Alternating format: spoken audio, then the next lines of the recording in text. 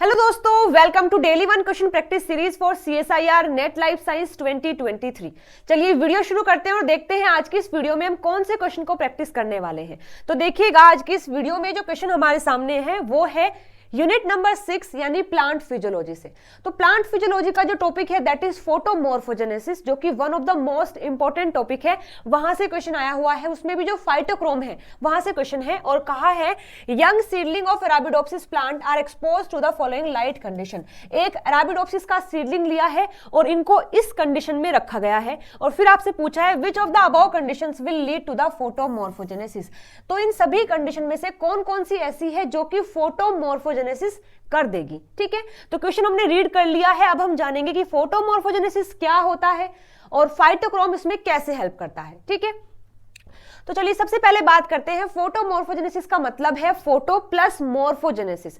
Photo का मतलब होता है लाइट की प्रेजेंस में और मॉर्फोजेनेसिस का मतलब होता है कुछ चेंज होना, प्लांट के अंदर कोई ग्रोथ होना या कोई डेवलपमेंट होना। तो जब वो ग्रोथ और डेवलपमेंट होता है प्लांट के अंदर with the help of light, this is called photomorphogenesis. तो प्लांट के अंदर बहुत सारे ऐसे रिसेप्टर्स होते हैं, ऐसे कंपाउंड होते हैं जो लाइट को एब्जॉर्ब करते हैं और प्लांट के अंदर चेंज करते हैं। ठीक है, तो उसमें से ही एक है फाइटोक्रोम। तो देखो, फाइटोक्रोम जो होता है उसके पास दो फॉर्म होती है, यानी फाइटोक्रोम प्लांट के अंदर दो फॉर्म में एग्जिस्ट करता है। एक होता है पीआर फॉर्म और दूसरा होता है पीएफआर फॉर्म। अब देखो, पीआर का मतलब क्या है? पीआर का मतलब है कि ये ऐसा फॉर्म है फाइटोक्रोम का जो कि रेड लाइट को एब्जॉर्ब करता है, क्योंकि लिखा है ना स्मॉल आर का मतलब है रेड लाइट और पी का मतलब है फाइटोक्रोम। तो फाइटोक्रोम का वो फॉर्म जो कि रेड लाइट को एब्जॉर्ब करता है उसे आप पीआर कहेंगे, और फाइटोक्रोम का वो फॉर्म जो कि फार रेड लाइट को एब्जॉर्ब करता है उसे आप कहोगे पीएफआर। अब देखो कैसे होता है, जैसे ही रेड लाइट आती है तो ये पीआर इसको एब्जॉर्ब करेगा, क्योंकि पीआर ही रेड लाइट को एब्जॉर्ब कर सकता है।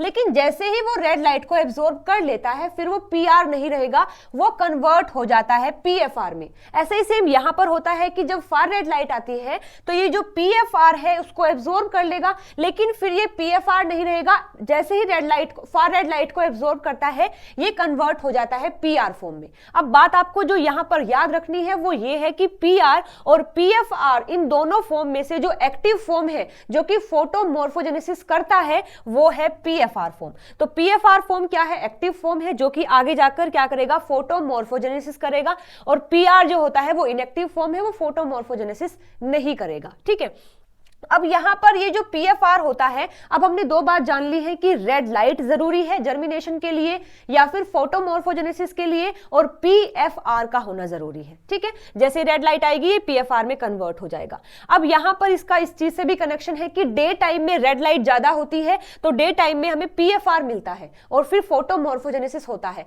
लेकिन जैसे डार्क फेज आता है या फिर नाइट फेज आता है तो उसमें रेड लाइट तो नहीं होती, फार रेड लाइट होती है, तो उस टाइम पर हमें मिलता है पीआर, यानी कि वहां पर फोटोमॉर्फोजेनेसिस नहीं होगा। अब अगर आपको ये बात समझ आई है तो चलिए हम बात करते हैं अपने क्वेश्चन के फर्स्ट स्टेटमेंट की। इसमें लिखा है फार रेड लाइट दिया है और फिर दिया है रेड लाइट, यानी कि फार रेड लाइट दी है और उसके बाद फिर रेड लाइट दी है, तो वहां पर फोटोमॉर्फोजेनेसिस होगा। आपको बात ये याद रखनी है कि लास्ट में रेड लाइट होनी चाहिए। मान के चलो पहले डार्क फेज है या फिर फार रेड लाइट दे दी है लेकिन बाद में फिर रेड लाइट दी है तो भी वहां पर फोटोमॉर्फोजेनेसिस होगा। ठीक है, तो फर्स्ट कंडीशन में ऐसा ही हुआ है कि पहले तो फार रेड लाइट दे दिया है लेकिन उसके बाद रेड लाइट दिया है, तो यहां पर फोटोमॉर्फोजेनेसिस होगा। ठीक है, बी में लिखा है पहले दिया है फार रेड लाइट, फिर दिया है रेड लाइट और फिर डार्क फेज कर दिया है। तो डार्क फेज में भी क्या होता है? डार्क फेज में भी पीएफआर नहीं बनता, तो यहां पर फोटोमॉर्फोजेनेसिस नहीं होगा। सी में लिखा है रेड लाइट दिया है फिर फार रेड दिया है, तो यहां पर भी नहीं होगा। डी में लिखा है कि डार्क फेज आया है फिर फार रेड दिया है फिर रेड दिया है, तो यहां पर फोटोमॉर्फोजेनेसिस होगा। इसके बाद नेक्स्ट है फार रेड लाइट दी है फिर डार्क फेज दिया है फिर रेड लाइट दी है, तो यहां पर भी फोटोमॉर्फोजेनेसिस होगा। ई में लिखा है रेड लाइट दी है फिर डार्क फेज आया है फिर फार रेड दी है, तो यहां पर भी फोटोमॉर्फोजेनेसिस नहीं होगा।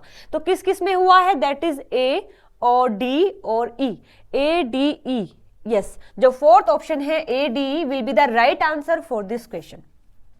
तो ये जो टॉपिक है फाइटोक्रोम मोस्ट इंपॉर्टेंट है, आपको ये बिल्कुल भी नहीं छोड़ना है और जो भी इस क्वेश्चन के थ्रू हमने किया है उसको भी नोट डाउन कर लेना है और रिवाइज करते रहना। तो क्वेश्चन हमने सॉल्व कर लिया है, अभी भी अगर डाउट है तो आप कमेंट करके मुझसे पूछ सकते हैं। वीडियो अगर पसंद आई है तो लाइक शेयर सब्सक्राइब जरूर से कर देना। मिलते हैं अगली वीडियो में नए टॉपिक के साथ में। Till then bye bye, take care.